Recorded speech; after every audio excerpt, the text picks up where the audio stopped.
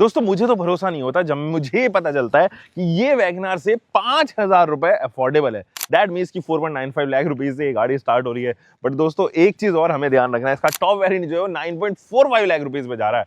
अब entry level गाड़ियों में एक्चुअली ना आजकल ट्रेंड है ऊंची लंबी गाड़ी हो, मेरी चौड़ी हो थोड़ी, जैसे पंच है, एक्स्ट्रा, इस तरीके की गाड़ियां जो है ज्यादा कंसिडर कर रहे हैं लोग, क्योंकि ट्रेंड जो है वो एक्चुअली है भी उसी तरफ शिफ्टेड। अब ऐसे में ये सेंस बनाती है 2026 में कि नहीं, यही तो आज फाइंड आउट करना है। चलिए जानते हैं इसके टॉप प्रोज एंड कॉन्स, और उसके बाद लेके चलूंगा आपको एक क्विक ड्राइव पे, एंड फाइनली हम करेंगे conclude. So come with me. देखो नो डाउट इसका जो डिजाइन है वो बहुत ही बड़ा सा लगता है when it is compare to the price point जहां पर इसको प्लेस किया है। तो ये स्विफ्ट से ज्यादा बड़ी लगती है, ऑब्वियसली वैगनार से तो बहुत बड़ी है, एंड पंच जैसी ही जो है वो, पंच से भी इनफैक्ट ज्यादा इसके जो है वो डायमेंशन है। अब 2026 में ये स्लीकर डिजाइन फिलॉसफी बहुत ज्यादा, कर्वी फिगर्स हो, शार्प जो है एजेस हो, वो यहाँ पर जरूर डिमिनिश नजर आती है। But it has got beautiful headlight unit जिनको स्प्लिट किया गया है टर्निंग डीआरएल में। यहाँ पे नीचे फॉग लैम्प यूनिट दी गई है, दिस इज ऑल्सो डीआरएल, और एक आफ्टर मार्केट टाइप्स एक 360 डिग्री कैमरा भी दिया है just to support the trend. But इसके ग्राफिक्स से मैं बहुत ज्यादा खुश नहीं हूं, तो आप अपने, और वो कभी कभी जो है एक्टिवेट भी नहीं होता, तो आपके पास में एक फिजिकल बटन डेडिकेटेड दिया गया है ताकि 360 डिग्री कैमरा को आप कभी भी स्विच कर सको। इस बोनेट पे जो है छोटे मोटे क्रीसेस हैं। ये जो वाइपर सेट है, it is a regular wiper set, उसमें प्रीमियम ऑप्शन जो है वो नहीं दिया है। हालांकि जो टायर्स है वो 195 सेक्शन की है, जिससे इसको ब्रॉडर ग्रिप मिलती है एंड बेहतर एब्जॉर्प्शन मिलता है जब ये बड़े बड़े पॉट होल्स में निकलती है। यहाँ पर भी मैकफर्सन स्टड्स दिया गया है, बट ऐसे में क्या है ना, इसकी समस्या थोड़ी सी बॉडी रोल की भी है और रेडरिंग की भी है। जब आप गाड़ी को चलाते हो ना, अंदर हल्की सी रेडल प्रोड्यूस होती है, और ये उस तरीके से ड्राइव क्वालिटी जो उसको ऑफर करनी चाहिए विद अ टर्बो इंजन जो 110 पीएस की पावर प्रोड्यूस कर रहा है, कोई नहीं दे रहा है इस सेगमेंट में for a hatchback like this. I think Punch के पास में अब आ चुका है, हाँ, उसके अलावा कोई नहीं दे रहा है। तो ये कहीं ना कहीं इसकी ड्राइव क्वालिटी को और इंप्रूव करना चाहिए। सस्पेंशन और जो पूरी बॉडी की केमिस्ट्री है ना, वो ढंग से आ नहीं पाती, निकल नहीं पाती, हल्की सी बॉडी रोल उसके अंदर रह जाती है। सस्पेंशन की जो वाइब्रेशन है वो अंदर स्टीयरिंग पे भी महसूस होते हैं। कन्वेंशनली आपके पास में डोर हैंडल्स हैं, और ये बहुत एंट्री लेवल बेसिक गाड़ी जिसमें ऑल्टो वैगनार जैसी गाड़ियां जो शामिल है वो आती हैं। पीछे अगर आप देखो तो it has got regular head tail light units, यहाँ पर भी कोई स्प्लिट वगैरह नहीं है, एलईडीज वगैरह नहीं है, और आपको रेगुलर हेलोजन बल्ब से ही काम चलाना पड़ता है। वाइपर वगैरह ये सब चीजें हैं, लेकिन ये जो आप देखोगे ना, ये पूरा एरिया इसका पीछे का विंडशील्ड थोड़ा छोटा कॉम्पैक्ट सा नजर आता है। आपके पास में रिक्वेस्ट बटन दिया गया है विद 2 पार्किंग सेंसर्स, नीचे 2 ही पार्किंग सेंसर्स दिए गए हैं विद कैमरा जो 360 डिग्री के वो सपोर्ट करता है। इस कैमरे में भी आपको जो है वो अनइवननेस थोड़ी ज्यादा नजर आएगी, ऐसा लगता है कि आफ्टर मार्केट थॉट है या बाद में जो है वो जनरेटेड थॉट है। इसकी जो बूट है उससे मैं थोड़ा इंप्रेस्ड हुआ हूँ, थोड़ी सी लोडिंग लिफ्ट जरूर ज्यादा है, तो सामान उठाने में और डालने में परेशानी हो सकती है।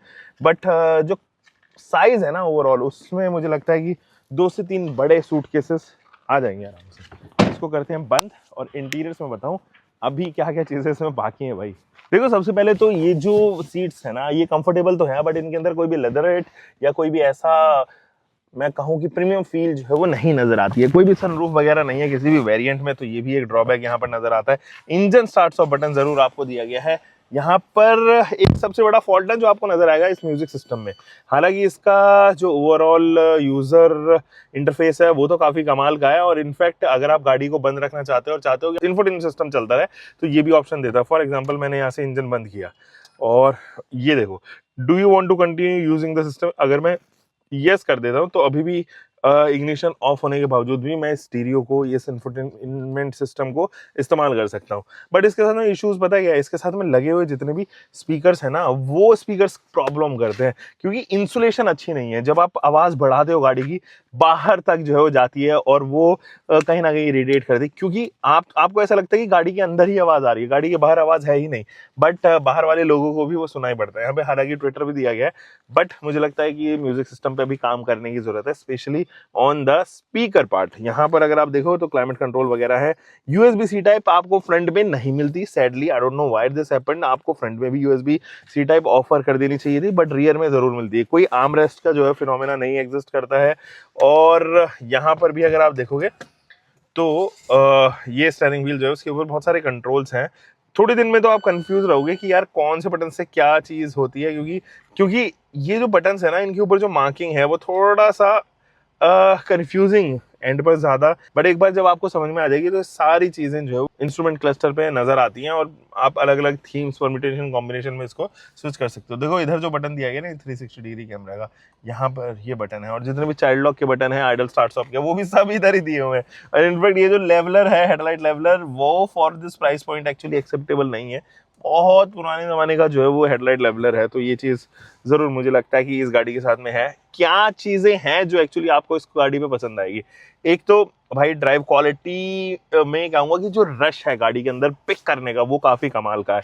कंफर्टेबल और स्पेशियस जो एरीनेस है इस गाड़ी के अंदर, वो है ही नहीं भाई। वो वैगनआर, स्विफ्ट वगैरह, इनफैक्ट मैं बलिनो को भी कहूंगा, बलिनो में हाँ आपको स्पेस नजर आएगी, बट भी स्विफ्ट, i10, ग्रैंड i10 और ये वैगनआर वगैरह इन गाड़ियों में नजर नहीं आती है, उससे बहुत आगे है भाई ये। मैं देखो आपको अपने हिसाब से थोड़ा इसका एडजस्ट कर लेता हूँ। ये मेरा ड्राइवर सेंट्रिक पोजीशन है।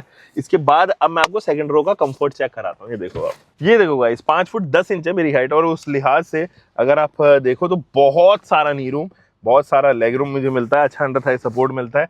रिक्लाइन एंगल जरूर आपको लगेगा कि यार थोड़ा बेहतर हो सकता था, और हेडरूम भी थोड़ा बेहतर हो सकता था, because for a price, for a height like me, मेरी हाइट 5 फुट 10 इंच है, मुझे थोड़ा सा झुक के बैठना पड़ेगा। अब मेरे जो हेयर है ना वो ब्रश नहीं हो रहे, जो हेड है वो ब्रश नहीं हो रहे। ग्रैब हैंडल है, कोई होट कोट हुक नहीं है, एडजस्टेबल सीट हाइट जो है वो नहीं है आपके पास में, फिक्स्ड ही ये हेडरेस्ट मिलता है, जो मेरे बहुत ज़्यादा काम का नहीं है। For a height like 5 foot 10 inch या उससे ऊपर अगर आपकी है तो ज़्यादा काम का तो नहीं नज़र आएगा। लेकिन अगर आपकी हाइट नॉर्मल है, अगर आपकी हाइट है 5 फुट 5 इंच 6 इंच, तो ये काफ़ी यूज़फुल रहेंगे। कोई भी मिड में नहीं है, कोई भी आर्मरेस्ट नहीं है। यहाँ पर अगर आप देखोगे तो ये जो हम्प है एक्चुअली वो थोड़ा सा ज़्यादा है। USB C टाइप देखो इधर दिए गए हैं, एक छोटा सा पॉकेट भी इधर दिया गया है, विच इज गुड। यहाँ पर आप सामान वगैरह जो है प्लेस कर लोगे। It's high time we should jump into the driver seat, और आपको बताऊं कि ये गाड़ी एक्चुअली चलने में कैसी है, फिर करेंगे कंक्लूड।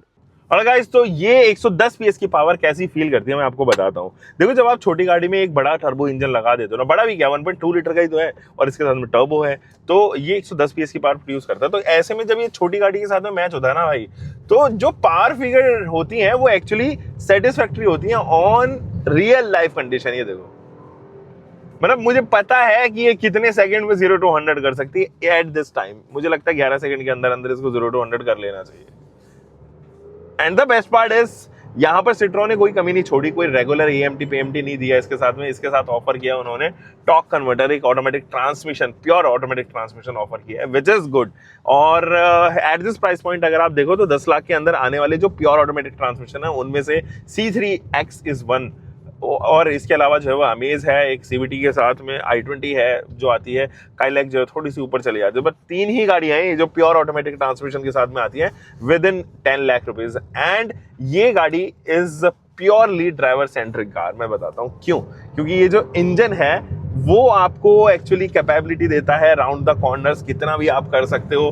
बॉडी रोल थोड़ा सा है जरूर, तो वो कॉन्फिडेंस आपको महसूस नहीं होगा round the corners, but definitely जब आप इस गाड़ी को लेके चलते हो ना हाईवेज पे, तो इसके पास में हमेशा पंच रहता है। वो आप देखोगे जो उसका टर्बो वगैरह है ना, वो तकरीबन 1800 RPM के बाद में एकदम वोकल हो जाता है, और फिर आप इसको कितना भी खींच सकते हो। ये तकरीबन 3600-3800 RPM के आसपास जो है वो कमाल करता हुआ नजर आता है भाई।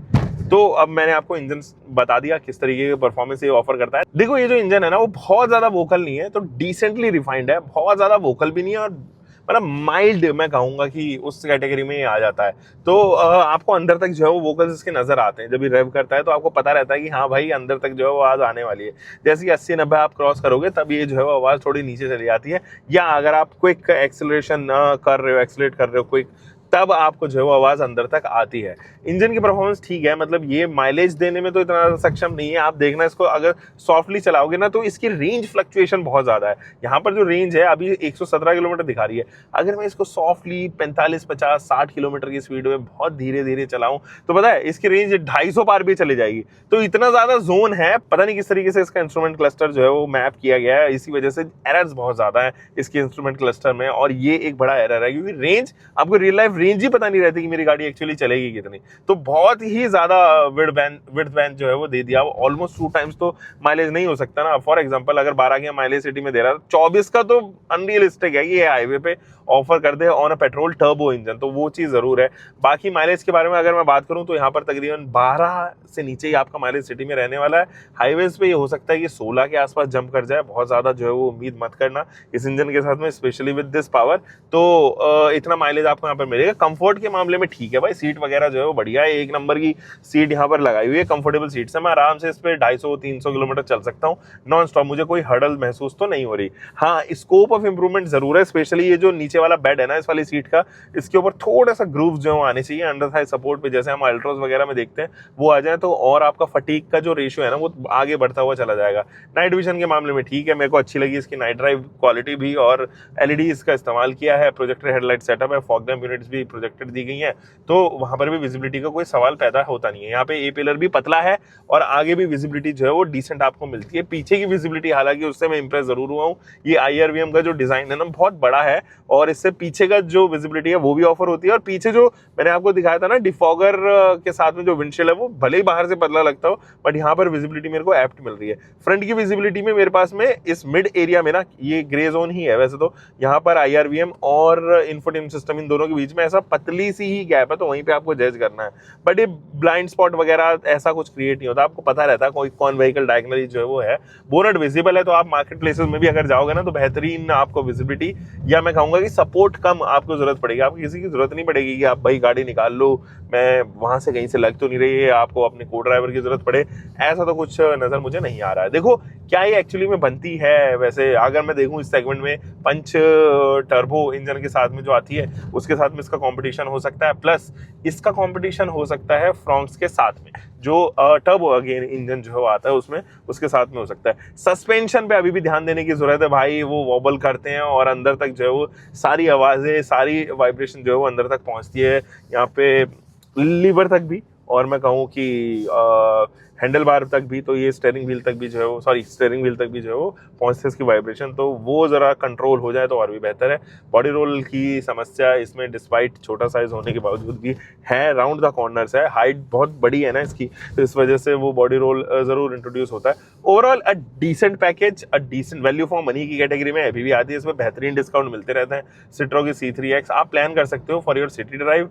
अगर आपको बहुत ज्यादा पैसा नहीं पे करना है, वैगनआर नहीं चाहिए आपको, या फॉर दैट मैटर स्विफ्ट वगैरह, ये छोटी गाड़ियां महसूस होती हैं, अगर आप ज्यादा पैसा पे कर रहे हो उस हिसाब से आपको छोटी महसूस होती हैं, तो ये ठीक है, गाड़ी आप ले सकते हो और लेने लायक गाड़ी ये है।